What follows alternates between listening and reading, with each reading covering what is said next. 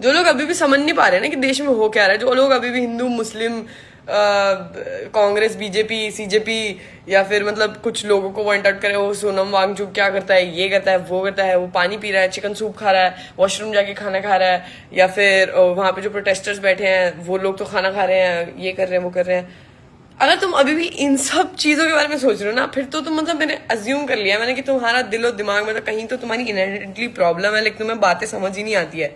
समझ दीवार बना रखी है यहाँ पे, दिमाग में कुछ जाता ही नहीं है। आई डोंट नो इफ दिमाग है भी कि नहीं, पर the essence of the story is कि एक इंसान 18 दिनों से भूखा है।